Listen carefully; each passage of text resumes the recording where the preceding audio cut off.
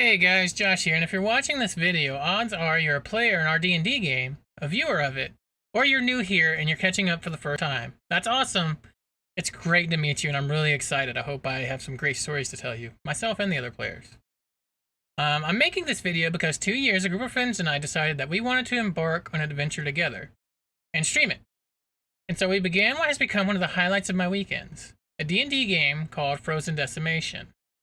Over time, some of our fellow players moved on to other things, and new players have stepped into the adventures, bringing new characters and stories to life. Originally, I was going to make one long video recap, but my thinking now is that one long video might be bothersome. So I decided I'm going to break it up into hopefully easily digestible parts, starting with this one and continuing until we are all caught up. Now, before we continue on with the scripted stuff that I have written out here, I just wanted to point out that I have indeed written everything that I'm going to read to you here down in front of me.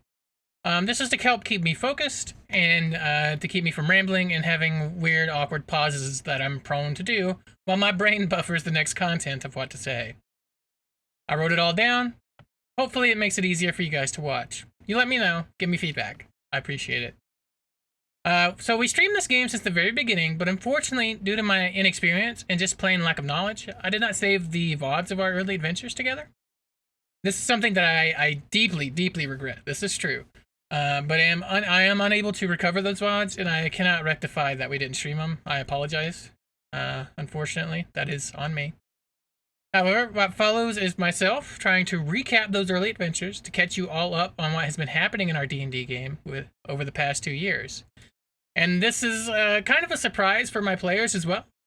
Because we are going to have our 2-year anniversary in just a few weeks, unless you're watching this VOD late, at which point it's already over. But go and tell the players that they're awesome for being able to play for 2 years straight. So surprise, guys. This is a part of my movement to try to make everything a little bit better on the channel going forward. So I hope I can do all these moments justice to you, so you can jump into the game or watch us live and not feel lost on what's going on in it. If you're here and watching this, I thank you from the very bottom of my heart. Like, you don't understand what that game means to me every weekend, and being there, and I just enjoy everything that my players do every week. I hope you do as well. I hope you enjoy what they do every week, as if this is something that you're getting into. So to begin with, I will tell you the backstory that I told my players before they started playing. Our game takes place on the world of Alaric, and specifically on the continent of Elkara. The year is 742 post-decimation. It has been 742 years since the world's greatest hero, Onslaught the Warden, disappeared from the world of Alaric, and the great dragon Nildarath plunged it into an eternal winter, before she too disappeared. The great empires of old are but shadows of their former selves. In the south, the Ilium dynasty, Sun King Maximilian Duran Suntalon I sat on the bright throne.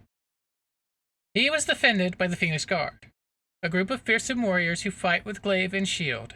They believe they can be reborn into the world if they fall in battle.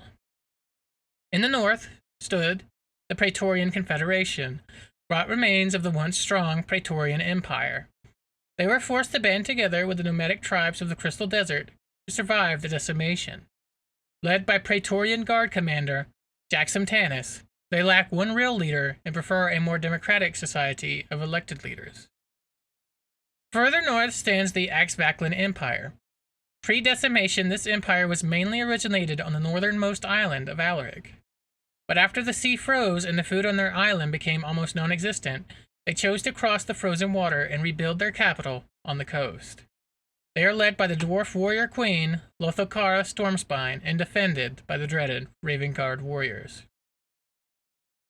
In the northwest stands the Bastoria Kingdom. Surrounded by the Storm Mountains, it is thought that it is here where the world as we know it was born, where Onslaught the Warden vanished, and where Nildarath froze the world. It is unknown who rules these lands currently, as they have cut themselves off for the most part. So the Phoenix Guard is mostly a mercenary company in the employ of King Maximilian. The partnership between the Guard and Sun Kings of old has existed for the last 300 years, when Maximilian's ancestors granted the Phoenix Guard land as a reward for protecting one of the young prince's lives. None of you have ever met the current Sun King, and know very little of him other than rumor, but by all accounts, the Sun King is a man that rules with a firm but fair hand. You are currently stationed in a camp on the outskirts of the main capital of Ilium, Solaris. The city of Solaris is a grandiose and beautiful city. It is a revolutionary heating system, is state-of-the-art, and has managed to raise the quality of life for all of its inhabitants by supplying them with ample heat. It also uses the system to thaw patches of land to use for farming in the frozen south. This has led to them having a substantial advantage when trading with the other nations. You, my brave adventurers, are newly initiated members of the Phoenix Guard. After a grueling trial of will, skill, and strength, you have been inducted into the lowest ranks of the Hatchlings, the newest Phoenix Guard recruits. You report to Commander Caleb Flamerant, head trainer and leader of the Phoenix Guard. And this is the point where our first group of players join the game, some of whom have since stopped playing or moved on to other things. But I'm going to go ahead and name them all for you now. There is Jedrick, who is a ranger, and he is played by my good friend Daniel. We also have Fiernan, who is played by my good friend Tyler. He's a wizard, a blade-singing wizard, kind of a glass cannon. There was Tycon, played by Toast Knight. Toast Knight now plays a different character, but these are his kind of beginning adventurers. We have Laya, played by a good friend of ours named Nat. Garaz, played by a good friend of ours named Otto. And Sylvanus Hellwell, played by one of our good friends, Catherine. The last three of these players kind of left the game at different points.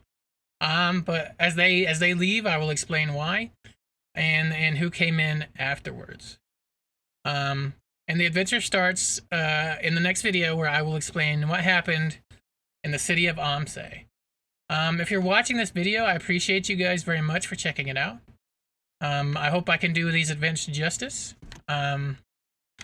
I have some of my old notes, and I'm calling on our good friend Tyler, who's very good at keeping notes, to help me kind of remember certain events that I may have lost notes on, because I tend to lose notes very badly. I don't know why. Mostly because I think I write them down on actual paper instead of doing them on the computer like I probably should. Anyways, guys, thank you very much, and it's been a great 2 years playing D&D with you all, and I look forward to going as long as this story is told. And I hope you check out the rest of the good parts that are coming up. Until next time, peace out.